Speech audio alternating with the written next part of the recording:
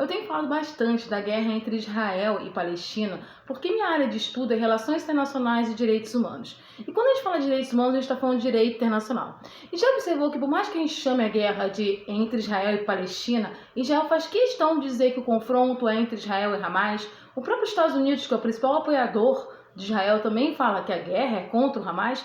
Isso não é só uma retórica vazia, não. Isso tem uma lógica, e a lógica está dentro do direito internacional para justificar o ataque irrestrito de Israel contra os palestinos. Quando rolou o ataque terrorista no dia 7 de outubro contra Israel, feito pelo grupo Hamas, Israel invocou o direito à autodefesa, que esse direito está na Carta das Nações Unidas, no artigo 51. Ele deixa bem claro que qualquer país tem o direito, sim, de entrar em guerra por autodefesa, mas essa guerra tem que ser proporcional ao ataque sofrido.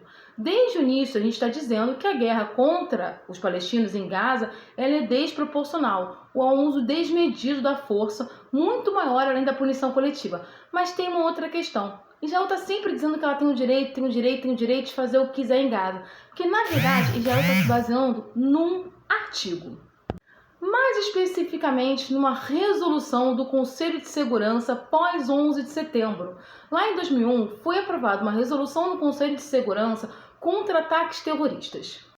Quando rolou o 11 de setembro, o ataque ao Trade Center, rolou um problema internacional. Porque, assim, o World Trade Center ele não foi um ataque de um país contra o outro, de um estado contra o outro, mas de um grupo terrorista, de um grupo que não era um estado contra um estado. E aí como é que você se defende nisso para utilizar as brechas legais? Você não consegue, você tem que criar uma nova norma. E aí foi criada a resolução 1373.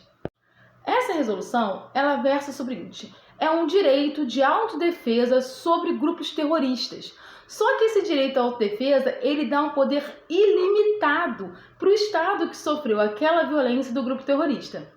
Então, o que Israel faz em Gaza é invocar a resolução 1373, que fica em cima do artigo 51, para dizer que pode fazer acontecer em Gaza, porque ela não está lutando contra um Estado, contra o país, mas ela está lidando contra grupos que fazem mal ao seu país, e por causa disso ela tem que usar qualquer tipo de força excessiva. E é justamente por isso que os Estados Unidos e o Biden dão um apoio irrestrito a Israel. Não é porque eles são parceiros de Israel, que eles amam Israel, ou que eles têm uma relação semiótica com eles, sei lá o que é. Não é isso. O que rola, na verdade, é que eles utilizam Israel para ratificar esse artigo, que é o artigo que justifica a invasão dos Estados Unidos em vários estados. Por exemplo, a guerra antiterror foi toda baseada nessa resolução. E aí, essa resolução trouxe uma outra parada que é mais bizarra, que não é consenso no direito internacional, que tem várias discussões, que muita gente não aprova, mas os Estados Unidos gostam bastante, que é o direito de autodefesa preventivo. É uma deturpação do artigo 51 da Carta da ONU. Ou seja, o artigo 51 diz o seguinte: se um país for atacado, ele tem o direito de responder proporcionalmente ao ataque. Mas o direito à autodefesa preventiva é assim: eu acho que aquele país vai me atacar, então eu vou lá e ataco ele. Eu acho que aquele grupo que está dentro daquele país vai me atacar, então eu vou lá e ataco aquele país. Quando a gente vê as notícias que Israel está atacando o Líbano por causa de uma ameaça do Hezbollah, Israel, na verdade, está utilizando a tese da autodefesa preventiva. E a tese da autodefesa preventiva é a tese básica que os Estados Unidos utiliza desde os anos 2002, mais ou menos, para invadir todo mundo. Ele diz: olha, aquele país ali é um risco, vou lá e invado.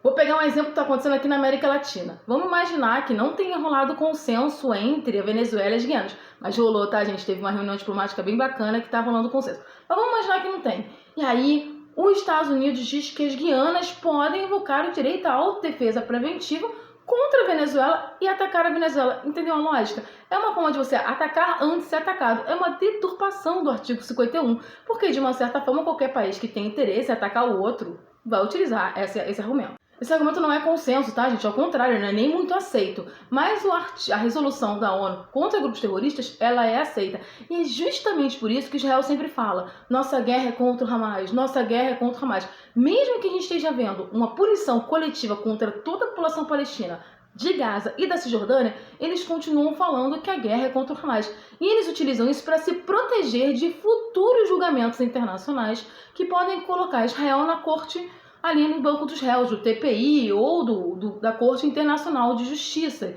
que é uma instância da ONU. Porque eles vão dizer, não, a gente não cometeu genocídio, não, a gente não cometeu massacre, a gente invocou o artigo, a resolução da ONU, que permite a gente utilizar qualquer tipo de força para combater um grupo terrorista que atacou o nosso país. E os Estados Unidos dão apoio porque tanto essa resolução como a tese da autodefesa preventiva é tudo que eles querem para manter o seu poder e essa hegemonia mundial em torno de quê? De guerra e de controle através de brigas e guerras. Ou seja, não é por amor, entendeu? É praticamente Israel sendo um exemplo do que os Estados Unidos pode fazer com qualquer outro país do mundo e utilizando uma questão legal.